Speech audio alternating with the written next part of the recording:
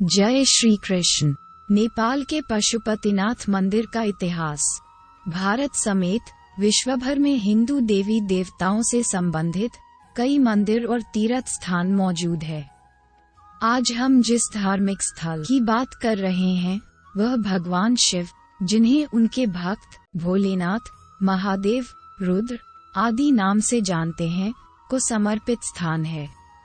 नेपाल का पशुपतिनाथ मंदिर ऐसा ही एक स्थान है जिसके विषय में यह माना जाता है कि आज भी इसमें शिव की मौजूदगी है। पशुपति का अर्थ है पशु मतलब जीवन और पति मतलब स्वामी या मालिक, यानी जीवन का मालिक या जीवन का देवता। पशुपतिनाथ मंदिर को शिव के 12 ज्योतिर्लिंगों में से एक केदारनाथ मंदिर का आधा भाग माना जाता है। पशुपतिनाथ मंदिर नेपाल की राजधानी काठमांडू से लगभग 5 किलोमीटर उत्तर पश्चिम देवपाटन गांव में बागमती नदी के तट पर है स्थित है। यूं तो भगवान शिव की महिमा अद्भुत है, उनसे जुड़ी कहानियां किसी के भी मस्तिष्क में हैरानी के भाव पैदा कर सकती हैं। उनसे जुड़े रहस्य और पौराणिक घटनाएं उनके भक्तों को आज भी उनसे जोड़कर रखती हैं। केदारनाथ ज्योतिर्लिंग का आधा भाग माने जाने की वजह से काठमांडू के पशुपतिनाथ मंदिर का महत्व अपने आप बढ़ जाता है। लेकिन आज हम आपको बताएंगे इस मंदिर से जुड़े कुछ खास रहस्य। पौराणिक कथा के अनुसार जब महाभारत के युद्ध में पांडवों द्वारा अपने ही रिश्तेदारों का रक्त बहाया गया, तब भगवान शिव उनसे बेहद क्रोधित हो गए थे। श्री कृष्ण के कहने पर वे भगवान शिव से माफी मांगने के लिए निकल पड़े। गुप्त काशी में पांडवों को देखकर भगवान शिव वहां से विलुप्त होकर एक अन्य स्थान पर चले गए। आज इस स्थान को केदारनाथ के नाम से जाना जाता है।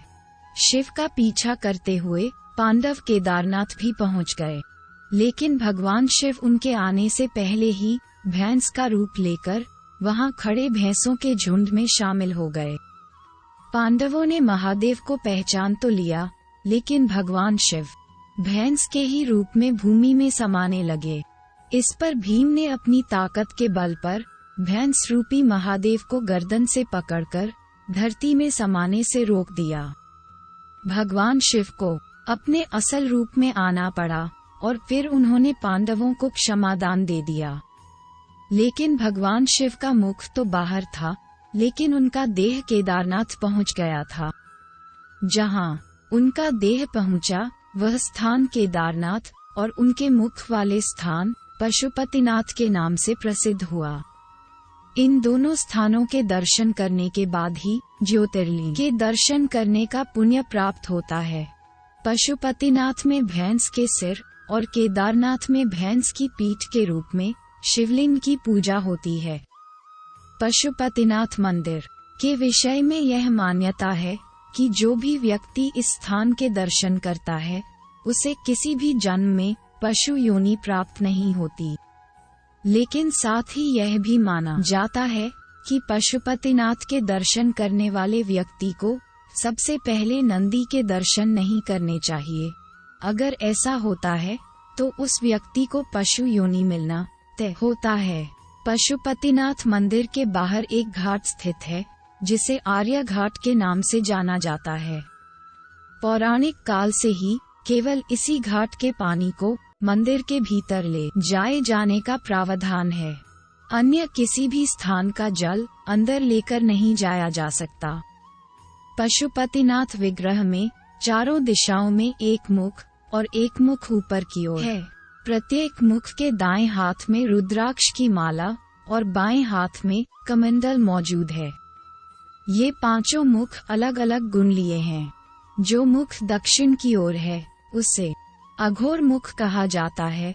पश्चिम की ओर मुख को सद्योजात, पूर्व और उत्तर की ओर मुख को क्रमशः तत्वपुरुष और अर्धनारीश्वर कहा जाता है। जो मुख ऊपर की ओर है उसे ईशान मुख कहा जाता है। पशुपतिनाथ मंदिर का ज्योतिर्लिंग चतुर्मुखी है। ऐसा माना जाता है कि ये पारस पत्थर के समान है। जो लोहे को भी सोना बना सकता है। नेपाल की सामान्य जनता और स्वयं राजपरिवार के लिए भी पशुपतिनाथ ज्योतिर्लिंग ही उनके आराध्य देव हैं। पशुपतिनाथ मंदिर हिंदू धर्म के 8 सबसे प्रमुख स्थानों में से एक है। आपको ये जानकर भी खुशी होगी कि इस मंदिर को वैश्विक संस्था यूनेस्को द्वारा विश्व सांस्कृतिक विरासत स्थल की श्रेणी में भी रखा गया है। निश्चित तौर पर यह पशुपतिनाथ मंदिर के धार्मिक और सांस्कृतिक दोनों ही महत्व को दर्शाता है। जय पशुपतिनाथ महाराज। आशा करता हूँ दोस्तों, आपको पशुपतिनाथ के बारे में ये जानकारियाँ अच्छी लगी होगी। ऐसी ही और ऐतिहासिक मंदिरों के बारे में जानने के लिए हमारे चैनल आध्यात्मिक इंसान को सब्सक्राइब करें। हर हर महादेव।